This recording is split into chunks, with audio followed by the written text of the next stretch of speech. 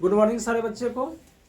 आज के इस वीडियो में मैं आप लोगों को प्रश्नावली 1.2 का तीसरा नंबर क्वेश्चन जो है बता रहा हूं, जिसमें आपका क्वेश्चन जो है कहता है कि अविभाज्य गुणनखंड विधि द्वारा निम्नलिखित पूर्णांकों के एचसीएफ और एलसीएम ज्ञात कीजिए। आपका पहला क्वेश्चन है, कहता है 12, 15 और 21 का अविभाज्य गुणनखंड विधि से क्या ज्ञात करना है, एचसीएफ और एलसीएम। देखिए सबसे पहले क्या करना है, 12, 15 और 21 का हम अविभाज्य गुणनखंड कर देंगे। देखिए 12 का अविभाज्य गुणनखंड और किसका, 15 का और 21 का। यहां पे देखिए आप लोग 12 में 2 से भाग लगाएंगे, 2 छह कितना होगा 12, फिर 2 से लगाएंगे, 2 तिया कितना होगा 6। अब नहीं लगेगा, चलिए अब इसमें देखिए 3 से लगाएंगे, 3 पच्चे कितना होगा 15, इसमें अब फिर नहीं लगेगा। अब 21 में देखिए 3 से लगाएंगे, 3 सत्ते कितना होगा 21। अब देखिए 12 का अविभाज्य गुणनखंड आपका निकल गया 2 गुना 3, और 15 का क्या निकल गया आपका 3 गुना 5, और 21 का क्या निकल गया 3 गुना 7। देखिए अब इसमें हम आपको क्या कह रहा है कि एचसीएफ और एलसीएम। देखिए एचसीएफ बराबर और एलसीएम बराबर। देखिए एचसीएफ में हम आपको बताए थे कि जैसे कि 3 संख्या यहाँ पे दिया हुआ है, 12, 15 और 21 दिया हुआ है, तो 12, 15, 21 में हमको ये देखना है कि इस तीनों में कौन सा संख्या मिल रहा है।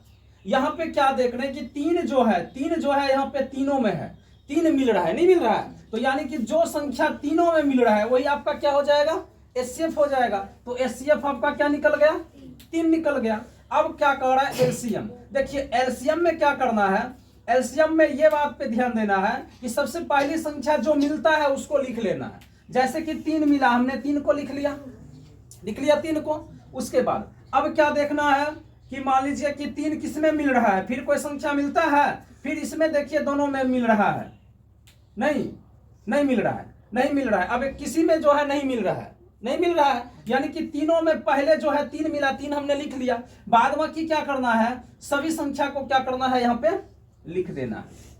देखिए 2 गुना 2, ठीक है ना, उसके बाद 5 गुना, उसके बाद क्या हो जाएगा 7, क्या हो जाएगा 7। यानी कि जो मिला उसको लिख लिया, जो नहीं मिला उसको भी क्या किया हमने लिख दिया। अब इसको क्या करना है, गुना कर देना है। देखिए यहाँ पे एचसीएफ तो 3 हो ही गया, 3 दूना 6, 6 दूना 12, 12 पच्चे 60, 60 सत्ते क्या हो गया 420। यही आपका क्या हो गया आंसर हो गया।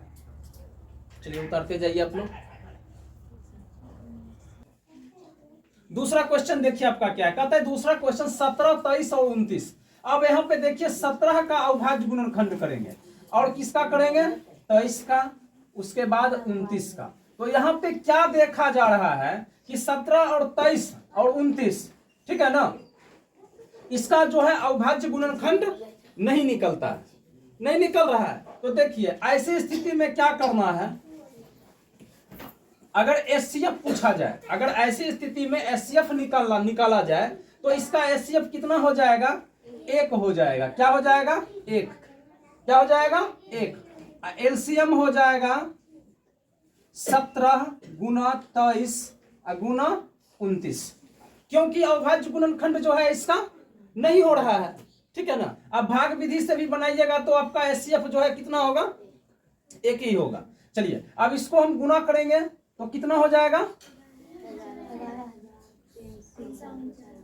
339, 11,339। यही आपका क्या हो जाएगा आंसर हो जाएगा। यानी एचसीएफ हो गया 1 और एलसीएम क्या हो गया 11,339। Next question.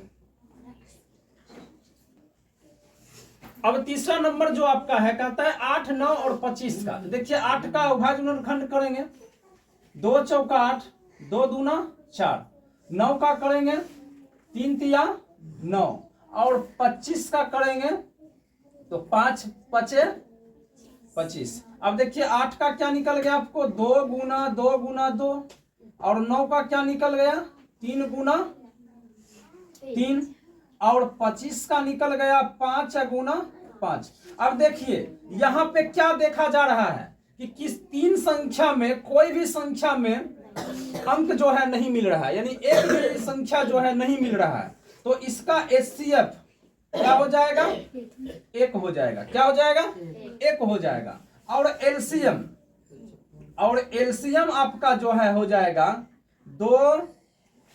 अब यहाँ पे देखिए, इसमें भी मान लीजिए कि कोई भी संख्या में नहीं मिल रहा है, 2 भी संख्या में नहीं मिल रहा है, तो सभी को क्या करना है? गुना कर देना है। यानी कि 2 गुना 2 गुना 2 गुना 3 गुना 3 गुना 5 गुना 5, ठीक है ना?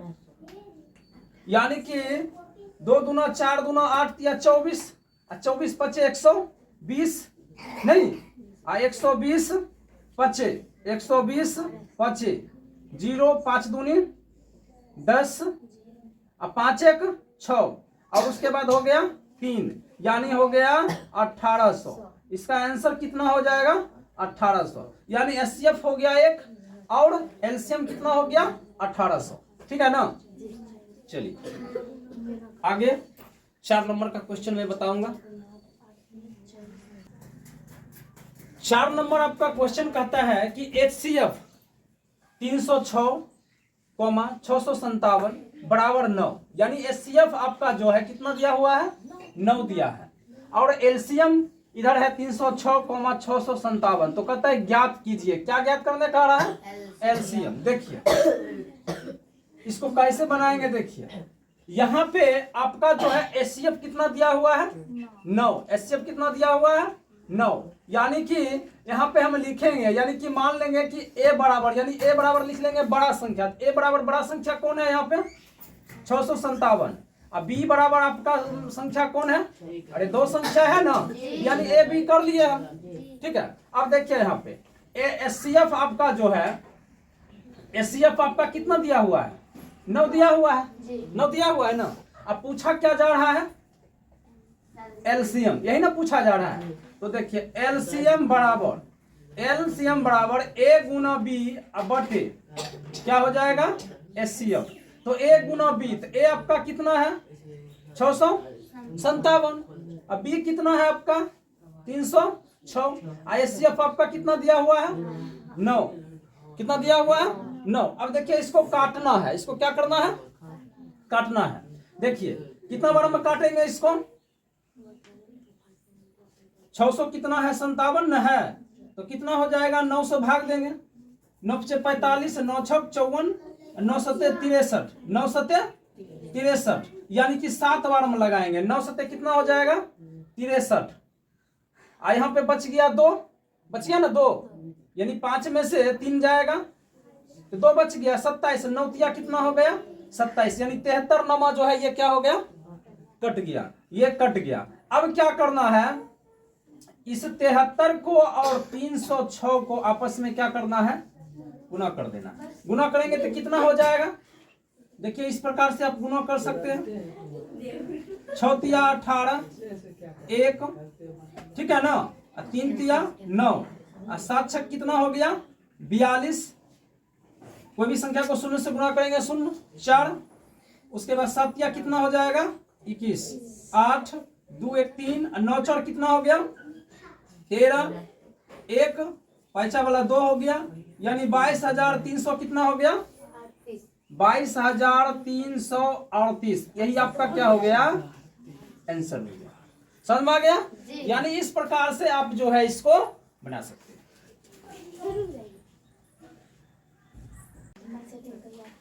अब देखिए आपका 5वां नंबर क्वेश्चन कहता है कि जांच कीजिए कि क्या किसी प्राकृत संख्या n के लिए संख्या 6 पर पावर n अंक 0 पर समाप्त हो सकती है। तो इसको देखिए कैसे बनाएंगे। सबसे पहले क्या लिखना है? लिखेंगे यदि कोई संख्या 0 पर समाप्त होना चाहती है तो उसका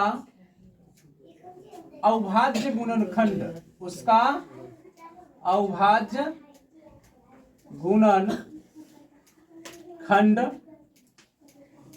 कम से कम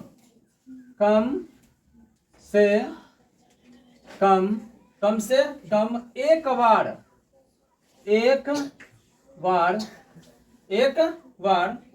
2 गुने 5 के रूप में आना चाहिए। अब यहां पे समझिए, यहां पे क्या हमने लिखाया कि यदि कोई संख्या 0 पर समाप्त होना चाहती है तो उसका अविभाज्य गुणनखंड कम से कम एक बार 2 गुना 5 के रूप में क्या होना चाहिए, आना चाहिए। अब समझना इस चीज को है कि सर 2 गुना 5 के रूप में कैसे आएगा। अब देखिए यहाँ पे क्वेश्चन आपका क्या करता है, 6। देखिए यहाँ पे 6 का हम अविभाज्य गुणनखंड करेंगे तो 2 तिया कितना होता है, 6 आता है। 6 का अविभाज्य गुणनखंड यानी कितना हुआ, 2 गुना कितना हुआ, 3 हुआ। 2 गुना 5 के रूप में नहीं आया, नहीं ना आया तो लिखेंगे अतः 6 का अविभाज्य गुणनखंड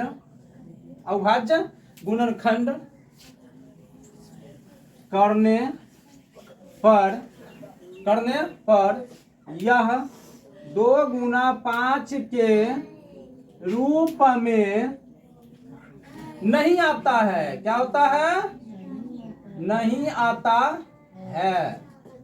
आता है, अर्थात यह